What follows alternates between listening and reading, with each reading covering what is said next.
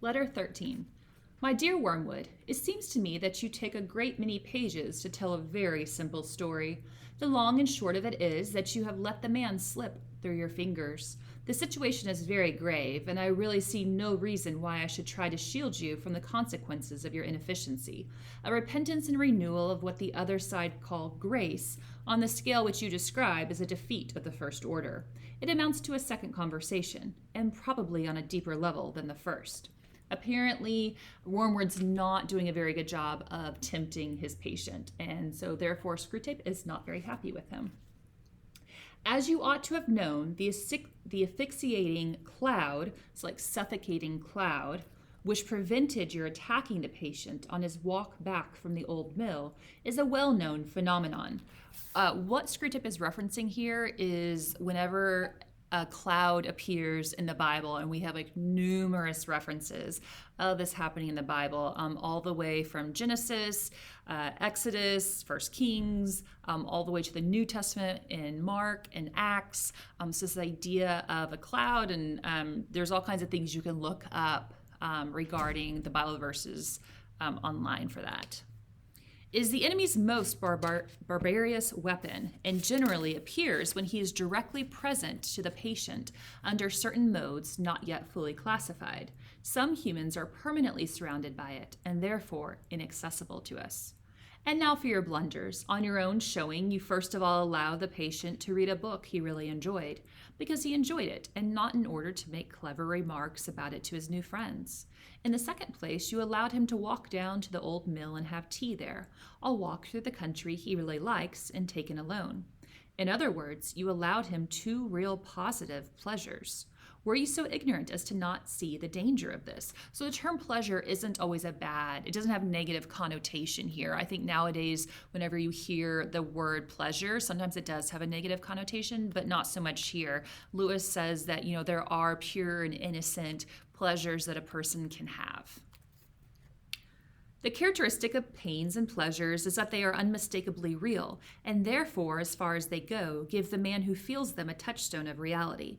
Thus, if you have been trying to damn your man by the romantic method, by making him a kind of Childe Harold or Werther, those are literary characters, submerged in self-pity for imaginary distresses, you would try to protect him at all costs from any real pain.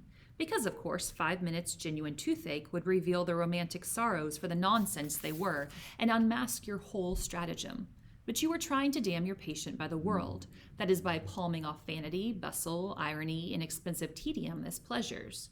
How can you have failed to see that a real pleasure was the last thing you ought to have let him meet? Didn't you foresee that it would just kill by contrast all the trumpery which you had been so laboriously teaching him to value?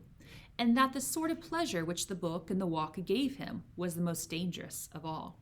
That it would peel off from his sensibility the kind of crust you had been forming on it, and make him feel that he was coming home, recovering himself. As a preliminary to detaching him from the enemy, you wanted to detach him from himself, and had made some progress in doing so. Now all that is undone. Of course, I know that the enemy also wants to detach men from themselves, but in a different way. Remember always that he really likes the little vermin and sets an absurd value on the distinctness of every one of them. When he talks of their losing their selves, he only means abandoning the clamor of self-will. Once they have done that, he really gives them back all their personality and boasts, I'm afraid sincerely, that when they are wholly his, they will be more themselves than ever. Hence, while he is delighted to see them sacrificing even their innocent wills to his, he hates to see them drifting away from their own nature for any other reason.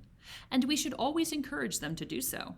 The deepest likenings and impulses of any man are the raw material, the starting point, with which the enemy has furnished him. To get him away from those is therefore always a point gained.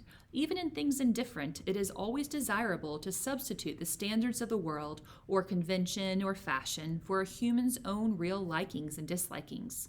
I myself would carry this very far. I would make it a rule to eradicate from my patient any strong personal taste which is not actually a sin, even if it is something quite trivial, such as a fondness for county cricket, or collecting stamps, or drinking cocoa. Such things, I grant you, have nothing of virtue in them, but there is a sort of innocence and humility and self-forgetfulness about them which I distrust. The man who truly disinterestedly enjoys any one thing in the world for its own sake and without caring twopence what other people say about it, is by that very fact forearmed against some of our subtlest modes of attack. Right? So the people who don't care, right? They're going to do what they enjoy, and it doesn't matter to them if other people think it's weird that they like it or don't agree with them, right? Like they are their own person. He says here, right? We can't subtly attract them because they know who they are, and they're okay with it. You should always try to make the patient abandon the people or food or books he really likes in favor of the best people, the right people, food, the important books. People, food.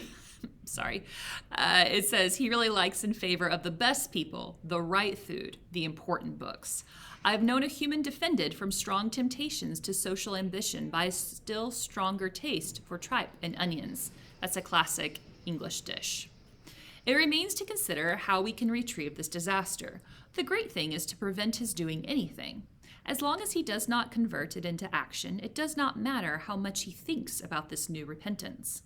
Let the little brute wallow in it. Let him, if he has any bent that way, write a book about it. That is often an excellent way of sterilizing the seeds which the enemy plants in a human soul. Let him do anything but act. No amount of piety in his imagination and affections will harm us if we can keep it out of his will. As one of the humans has said, active habits are strengthened by repetition, but passive ones are weakened. The more often he feels without acting, the less he will be able ever to act, and in the long run, the less he will be able to feel. Your affectionate uncle, Screwtape.